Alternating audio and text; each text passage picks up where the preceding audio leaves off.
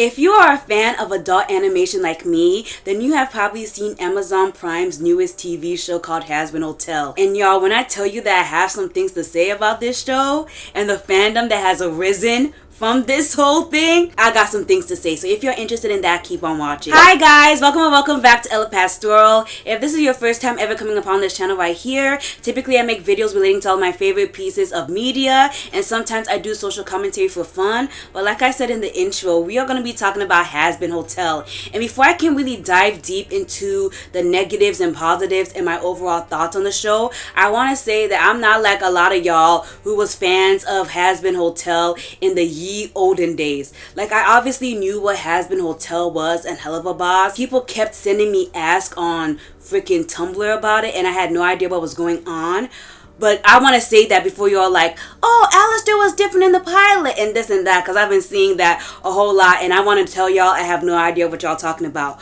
I'm only talking about my opinions from watching the TV show. I just wanted to take a quick break from the regularly scheduled content to just thank all of my current Patreons. Thank you guys so much for your support. It seriously means so much. Without y'all, I wouldn't be able to be so consistent in posting content. If any of y'all want to be like these beautiful, wonderful people, go to El Pastoral on patreon.com so you can have early access to my videos as well as participate in polls. Now let's get back to the regularly scheduled content. So I want to break this video up into like my overall thoughts, my positives and my negatives, just so we can be on the same page. So personally for me, one of the major positives of Hazbin Hotel has to be the main character Charlie. Personally for me, when I see a character like Charlie, I go cuckoo bananas. Like, characters who are able to maintain their positivity through dark times has always been a green flag for me. Deku from My Hero Academia, Tanjiro from Demon Slayer, and Charlie. The fact that literally her people get exterminated like every 6 years and she's still positive and literally like dancing through hell. She's a girl's girl. I really love that for her. Another major positive of this show are the voice actors. Like, I did not know that vizziepop, or whatever the creator's name is, was able to literally get everybody and anybody on this show. Like, I was listening to people sing and obviously the voice acting, and everybody ate. Like, this was like the who's who vocal Olympics. Like, everybody did such a good job. That leads me into my third positive of the show. The music. Like, when I first started Hazbin Hotel, I did not know it was going to be like a musical sing-songy show. It shocked me. I knew the character Charlie had like singing moments because like that's the character vibes that she gives, but when other characters started singing, it took me for a loop-de-loop. Like, I was surprised. But despite me not being prepared to be watching like a musical type show, I was enthralled. I have a huge thing for musicals. I did a whole like video breaking down teen musicals because I love musicals that much, but I really loved all of the music that was in this show. One thing that I also really like about Hazbin Hotel is the overall concept. Like I said earlier, I obviously knew a little bit of Hazbin Hotel because I was in Tumblr when, you know, all of the stuff was happening, but I never really got into the fandom. But overall, now that I've watched the full show and really get to see what's going on, I really enjoy the concept. Like the idea of Lucifer and Lilith having a child. I really love the whole idea of expanding the lore of hell. I really like that. And the fact that Lucifer's daughter is practically like, I don't know, not evil. I find that extremely charming, and she's literally trying to get people into heaven. I find that so ironic and cute and whimsy. I really enjoy the idea of what Hazbin Hotel is. A lot of people also didn't like the character designs. I think the character designs of all of the characters are really cute and charming. I saw a little trend on TikTok where it was like de-yassifying the characters to make them look like background characters. But even the background characters in Hazbin Hotel are so unique, and I just feel like the show has a lot of life to it. I watched Hell of a Boss because people told me that it was set in the same universe, and I have to say this right now, Hazbin Hotel eats up Hell of a Boss by a lot. The comedy is better. It has music. I told you I'm a big musical fan.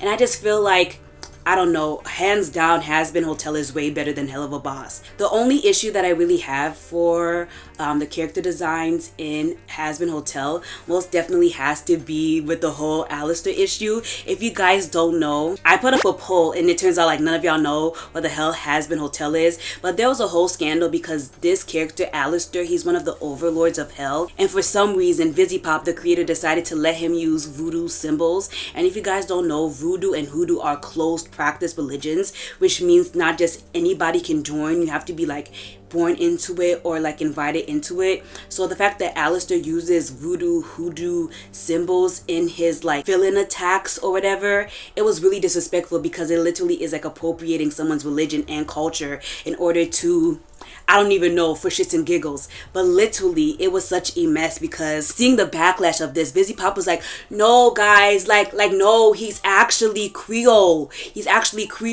and I just want everybody to remember that this is what alastor looks like. Okay, this is what alastor looks like, and that man is very much a white man. And so many people were like, no, like I can really see it. And that's how I know the one drop rule is really having a roll on y'all, because it was so obvious that in order to like kind of like deflect from the backlash, vizziepop was like, oh, actually he's black. And you can really tell that blackness was not the center of his character design or even being white passing, as I've seen a lot of people say, because around the time that alastor died, I'm gonna say is around the like the 1920s, we did have people who were like Creole and like they looked visibly white, but we have to be honest, that was not a thought that came into vizziepop's mind when she was making alastor. It was literally a way to deflect from the backlash of the misappropriation of hoodoo and voodoo symbols, right? Because guys, look, we know that his blackness or lack thereof was not a thing that vizziepop was thinking about, because guys, look at his character. Nothing about him gives black man. And literally there are so many characters in Hazbin Hotel that when you look at them, you're like, oh yeah, they're black. Personally, for me, I'm talking about Velvet. Y'all see how we got like the pink black action going on? Velvet gives black. Like, you can look at Velvet and you can be like, oh yeah, this is a person that is a black coded character. But alastor, y'all might try to convince me that this is a black man, but I'm not convinced. But let's go into the negatives. I low-key already talked about the negatives, but there's a bunch more. So I practically felt like I didn't do justice to all of the drama surrounding vizziepop and why people specifically hate her so much. So I decided that in this little section of the video, I'm going to be showing receipts and talking about why the fandom just can't stand her. And I am going to be providing links to this stuff in the description bar. Hopefully YouTube doesn't get in a tizzy and, you know, tries to like get me to delete the links, but I'm just going to be showing it on the screen as well. So this is from the user Chai Footsteps on Tumblr, and they're practically listing the reasons why people do not like vizziepop. So the first thing that this person mentions is that vizziepop is known as a notorious thief, allegedly, and is terrible at crediting people. We can see the evidence here, but also when you go on to this user, I'm sorry guys, when you go on this user's account, right, they have a gigantic thread detailing all the stuff that vizziepop has done in terms of not properly crediting people, as well as just being a overall mean and disingenuous person. And I'm gonna be linking this, but guys, it's like a lot, like in terms of lying about voice acting people, and then this, and this, and then this, and then this. There is a weird thing. Like, if you just look at the way Shawty be tweeting, it's obvious that people don't like her. It's kind of giving me the ick. I'm just going to be including the links to all of this stuff because I don't know how much I can include without YouTube flagging my video, but just know that it's a lot. Another thing that they said that is contributing to the reason why people do not like vizziepop is that she's notorious for underpaying and overworking her employees, as well as consistently being like extremely rude to her critics and all that as well. And yeah, I'm just going to be including links to this stuff because if I specifically went and showed y'all the details, a lot of this stuff is like heavily explicit, but this thread is long. This thread is long and it's weird. Huh. It's weird, but let's get back into the video. So like I titled this video, and hopefully I don't change it in post editing, is Hazbin Hotel and the 8-episode curse. A lot of the negatives that I wrote down in my scripts for this video has to do with the fact that a lot of things was seriously left undeveloped, and that was because of the lack of time. I feel like this is an issue not only with Hazbin Hotel, but with a lot of the animated shows that we have been getting, and I want to really talk about it. The state of animation is literally in hell because people do not take animation as a serious medium. Like literally, if we look at all of the award shows that have animation as a category, they throw any and everything in there. Like it'll be like something dark and grimy with like something like Bluey, because people do not take animation as a serious medium. Like, don't compare my heartwarming, diabolical thriller to something that is like childish, but people literally see animation as a category, not like a medium, which is actual wild work. And I feel like we can really see why the lack of adult animation and animation being taken seriously has affected a lot of animated works. For example, one of my favorite adult animated TV shows was Inside Job. Inside Job, the first season, it was cute, we liked it a lot, but when we found out that that wasn't even like the full season, that was like part 1, and they cut it to make it a season, and they were going to release more, and then they just canceled it. They said F whatever the hell y'all want. We were pissed. And we can really see the lack of adult animation being taken seriously with the whole Hazbin Hotel getting only 8 episodes. Like, it was a lot of stuff that was put into those 8 episodes that I really felt like were underdeveloped due to the time constraints, and let's talk about it. So I really came into the TV show not knowing anything really, just knowing that Charlie wanted to rehabilitate a lot of the demons and get them into heaven. But I feel like because of the fact that these episodes were so short and they needed to compact everything, we missed out on a lot of good stuff. Like for me, I feel like we did not get to know a lot of the characters in these 8 seasons. Hopefully Hazbin Hotel actually gets carried for a season 2 and Amazon doesn't snake on us and just suddenly cancels it. But I really feel like we do not know a lot about the characters. Like, even though I said I did not like Hell of a Boss, I watched both seasons and I felt like we got to spend a lot of time with them, getting to know their backstories and stuff.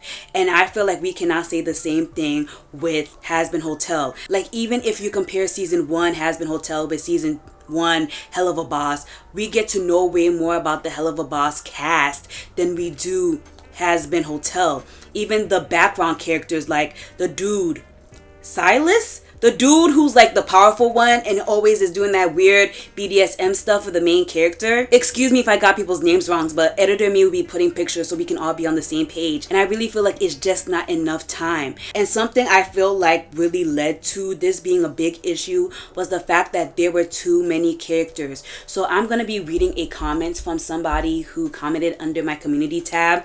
Guys, make sure you subscribe and hit the bell notification because I stay posting these community posts to see what y'all are talking about and your thoughts and opinions on stuff.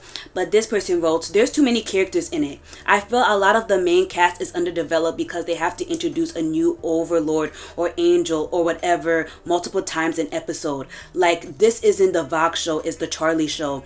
And I definitely have to agree. Like I talked about in my Wendell and Wild video, main characters need to be the what? The main character. And I feel like with Charlie, she kept being overshined and overshone by everybody. Like, if you look at the fandom pages or fandom TikToks, you rarely see Charlie cosplays. You rarely see Charlie. I literally see more Angel does cosplays, Angel does TikTok, and no tea, no shade, but this is not the Charlie show. Like, I feel really bad for her because even though I really liked her character, she's getting outshunned in her own fandom. Like, wow. That's actually embarrassing. A great example of this for me most definitely has to be the overlords. Like, I'm going to overall see if I can find the gif where all of the overlords were introduced, but literally I just felt like there was too many of them.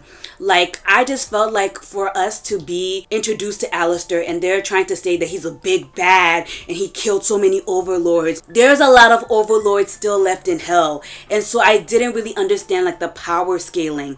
And even getting into the fandom side, I saw like this little whatever it is that was practically like, yeah, overlords aren't even that powerful. So when I was introduced to Alastor, I thought he was really like, oh, like he's like the big daddy that was gone for many years, right? But literally, no, he's not even that powerful for real. Like, we just kept seeing him bully the hell out of Sir Pinches. The snake dude, you know the snake dude? And so we were like, oh yeah, he's big and bad. But the fact that there are just so many people who are overlords in hell, it kind of is like, I don't know what the hell is going on. Like, if you guys remember the scene that was, Velveta? Shawty, where she came and broke into the overlord meeting. I was like, why are there so many of y'all? Because especially in Hazbin Hotel, from what we see, hell, at least where Charlie is currently at, it's small as hell. Oh, I'm sorry. That area is really small. So the fact that they have all those big, powerful people with their own little gang territories, I was like, how is this even possible? Because when we go into the Cannibal Town, right? Cannibal Town is like overall pretty big. So I'm like, you mean to tell me what? I don't know how to even describe this, but I really feel like, I don't know if I'm even expressing my thoughts on this properly, but it really goes to show you that I just feel like things weren't done properly, and I really felt like I wish we could have seen like a map or Charlie actually touring hell more, because the fact that they have so many big overlords, everything we see is so small. I just felt like, what the hell is going on? Like, for example, Mitzi, this person right here, what was the purpose of Mitzi coming and doing all that? Like, every episode we were introduced to a bunch of people, and I get it, it's supposed to be like a hotel. Like hotels in the real world, they have a bunch of people who go in and go out, but for the sake of building the world and for us to get close to the characters, I felt like instead of really getting to know people, we'd be introduced to, I just felt overstimulated, and I didn't feel overstimulated in a good way. Because for example, like, I wrote it down in my script somewhere, like, we were introduced to the powerful people, and my eyes immediately drew onto Vestial and Camilla. Like, when I saw them and their little interaction, I was like, oh my gosh, I love them so much. I can't wait to see more of them. We never see these people again. The Voxes, the triple V's, right? They played a major role, like, in the beginning. I mean, Vox had that whole song where he practically was like, oh, how dare Alice, like, he was sounding like a scorned, jealous ex, right? But he didn't really have that much influence on the plot. The same thing with this shawty, Velveta. I know I'm probably not saying her name right, but just look at the picture. She literally came into the Overlord meeting, had that good song, and she literally had no effect on the plot. Like, literally, Velveta was like, why don't you guys actually go fight the angels? But when it was time to show up, Shawty and the rest of the V's were nowhere to be found. But we spent a good chunk with them. The same thing with Carmilla. I felt like we should have spent more time with her. We got a good, like, 2 scenes, right? And 1 song from Carmilla. But the only way that they were able to take down the villains was literally because of Carmilla. I really wish we would have spent more time with her. But no. We literally don't. And I just felt like there were just some scenes that needed a little extra care. It felt extremely rushed. Like, for example, one of my favorite songs was played during the whole Angel Council where Charlie went to heaven to practically plead her case. And I really felt like that needed more time. I really felt like that needed more time to develop, because Charlie was practically able to get Emily the Angel on her side a little too fast for me. I really wish they would have developed a closer relationship. I wish we would have got to see Vaggie with more of her fallen angel comrades, and maybe that is something that we're going to have to see in season 2. But I don't know, I just felt like, damn, I felt like I was skateboarding down a hill. That's how I felt watching Hazbin Hotel. Now I want to talk a little bit about the fandom. As of me filming this, I haven't really been involved too much in the fandom, but the things I have seen are a little, I gotta give y'all the side eye. I'm gonna read this comment right here, and it says, all I know is that the fandom seems a lot like Steven Universe fans, but edgy. And I do have to say that I've noticed that. Something that I noticed in the fandom that is really making me feel icky is the influx of minors. I have to say this, and I have to say this with my chest. This is an adult show. Like, for adults, like an adult show. Something that I did like about Hell of a Boss, maybe it's because Hell of a Boss is on YouTube, but every episode they gonna make sure to tell you that this is for adults only. This is not for kids. But there are just so many minors in the fandom. But the thing about it is that I talk about this a lot. I talked about this in my The Lack of Third Spaces video. But there are just some places where children have no place being. And in the Hazbin Hotel fandom is definitely one. Like, I'm all for kids enjoying things, but this is like a very adult show. Like, for example, there's a character called Angel Dust in the TV show, and their whole character revolves around the fact that they are a schmex worker. Like, they do adult activities, right? That involves cameras and others. I have no idea how I'm gonna get around the YouTube censors, but guys, put the stuff together for me, right? And a major plot point of this character is that they are being exploited by their simp, but it starts with a P. And a lot of minors are cosplaying this character, and I don't know, it just something about this gives me weird. Something about this makes me feel icky, because people are like, what's wrong with minors dressing up as Angel Dust? And I'm like, the Smex worker? I don't know how to describe this without gagging, because just thinking about it makes me sick. But I just feel like we shouldn't encourage minors to be acting 18 plus. I talked about this a lot in my Euphoria video, but I don't know. I feel like it's weird to encourage it. Minors doing schmexual activities, I don't know, for our entertainment. Because I'm just like, there's no other character you could. It has to be Angel Dust. And before you get your pitchforks out, I am a survivor.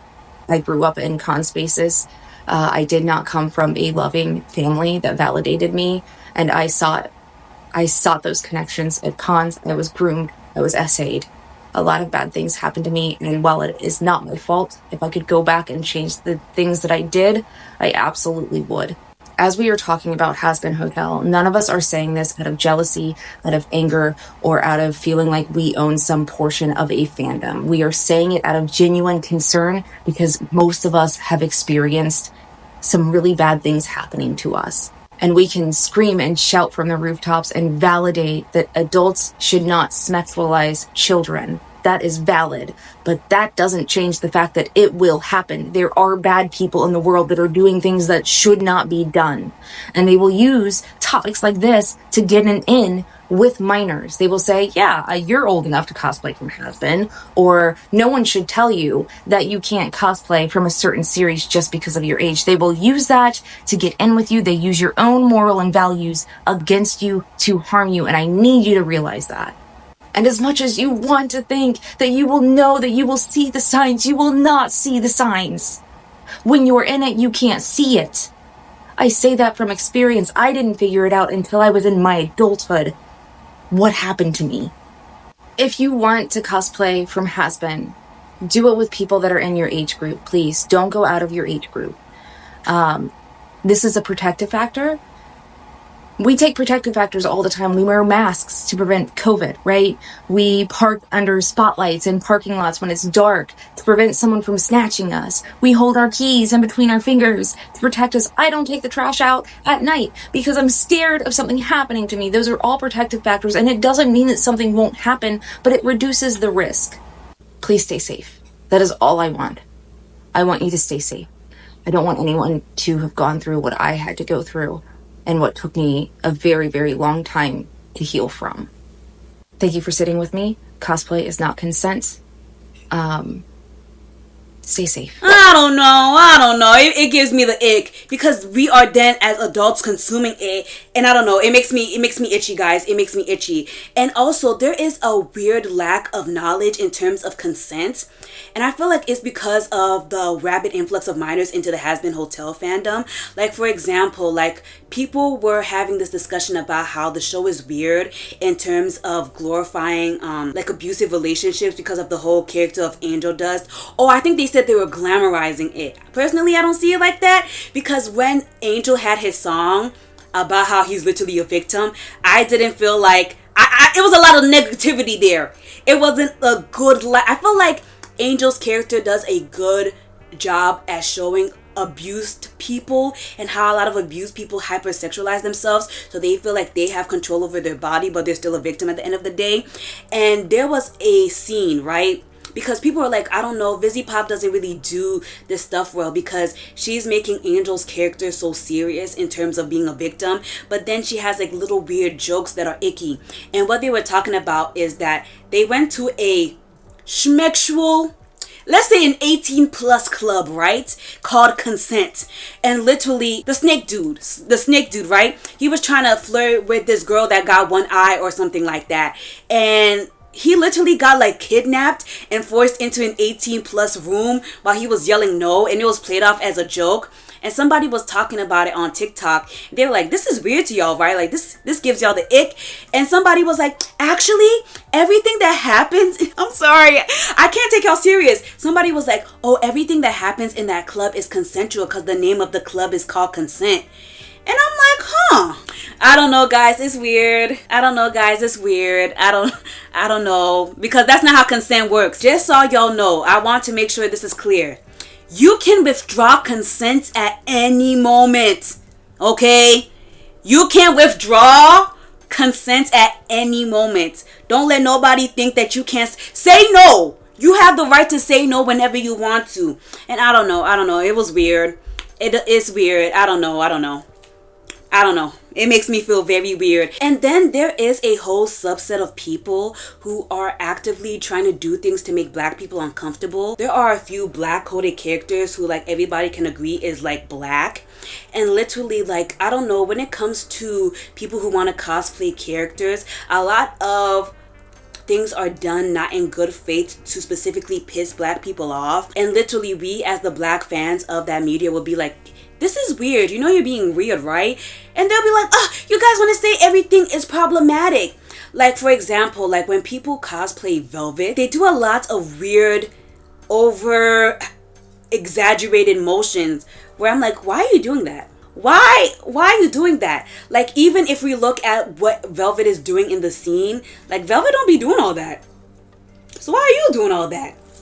I don't know, it's weird, especially with the whole gray face paint thing. Like, there are a section of people who, like, they want to do blackface so bad. But they won't do this. They'll do weird things to specifically piss off black people. And they'll be like, guys, it's not blackface. Like, I saw this a lot in the My Hero fandom when this character was introduced. And mind you, this character, nobody knows who the hell this character is. Like, this character isn't even a character really worth cosplaying. Like, they're literally like a one offshoot character and the character design wasn't even cool or whatever. But so many people ran to get black face paint. Put it on their face. Put on the white wig. They were like, see. It's like they wanted to do blackface, right? But like I said, they weren't brave enough to do this because they knew they were going to get canceled. But they want to toe the line a little bit. And I see that a lot in the Hazbin Hotel fandom, specifically around Emily. It's mostly Velvet. Velvet is my favorite character. But I just be like, what are y'all doing? And y'all doing this for what? And you can really tell a person's true intentions in what they do when they're faced with a little bit of criticism. Because we'll be like, why are you doing all of those theatrics in order to cosplay Velvet? Like, you don't stop shaking your head for a little bit, relax. And they'll be like, oh, look at the black people attacking me, when it isn't even an attack, it's a valid criticism. But I don't know, it gives me the ick. You're so pretty. I could never be like you. What? For the record, I personally thought the video I stitched was about Emily, the rest of the Seraphins, and just angels in general from Hazbin Hotel, because they have grayish, black, like dark skin, which I personally, maybe wrongly, interpreted as black. Because I have seen a couple of people paint their skin grayish to do an Emily cosplay, which, okay. But that wasn't even what it was about. I checked the comments, and you know how you can like search things? It was for Velvet. Some of you guys just wake up and do blackface, huh? This is not to say that you cannot cosplay people that aren't your shade, okay? That's not what I'm saying. I personally would just think twice before I show up. But now let me move on to like the ranking of the songs, because I feel like I've seen a lot of people do that. So I'm just gonna rank the Hazbin Hotel songs based on how I like them. So For one, I ranked Hell's Greatest Dad. I felt like Lucifer really did his big one. I really loved his little like moments between Alastor and himself. I really liked that. The next song I liked a lot was You Didn't Know, the whole song they had during the Angel Trials. Charlie and Emily, they really did their big ones. I love how their voices sounded. Also, I was really shocked to find out how much I liked Adam. Adam's an asshole, but whenever that man starts to sing, I'm not gonna lie, he be eating. The same thing with Lute.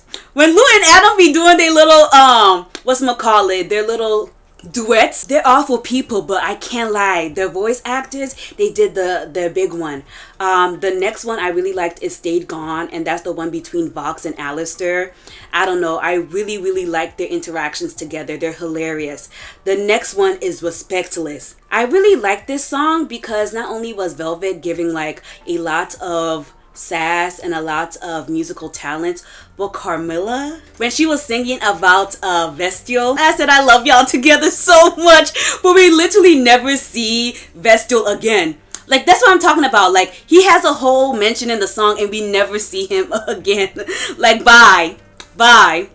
The next song is Hell is Forever. I'm just gonna rapid fire these. If you guys want me to explain more in the comment section, I will. But just so the video isn't too long, let's move on. After Hell is Forever, Out for Love is next. Then Loser Baby. Then Ready for This. Then More Than Anything. And Poison is 10. I know, a lot of people like the song, but the song made me feel so uncomfortable. The song made me feel extremely uncomfortable. But after that is More Than Anything, the reprise. Whatever It Takes. It starts with Sorry. And then the last three are literally, I just refuse to listen to them ever again. And it's Happy Day in Hell, The Show Must Go On, and Welcome to Heaven. Welcome to Heaven was whack. I know these people are innocent, but damn, y'all didn't have a better song? Like, damn. And yeah, that is it in terms of my ranking the songs. The music 8. I really loved the top 8. The top 8 that I just ranked, I listened to them a lot. And yeah, I just wanted to come and make this video because I really wanted to talk about Hazbin Hotel. We don't have a lot of adult animated shows, so when we do, we really have to try to support them as much as we can. This show isn't above critique though, so I really feel like I just wanted to say my 1 and 2 about it. If you guys have gotten to this point of the video, please comment a pink heart, because I've been noticing a lot of people don't watch until the end of my videos and then they say something that I literally addressed in the video. So I want to see who's actually a real one and watches until the end. But if you like this video, please hit the thumbs up button. It really helps this video and helps push the video in the algorithm. Subscribe if you want more videos like this from me, and I'll see you guys in the next one. Bye!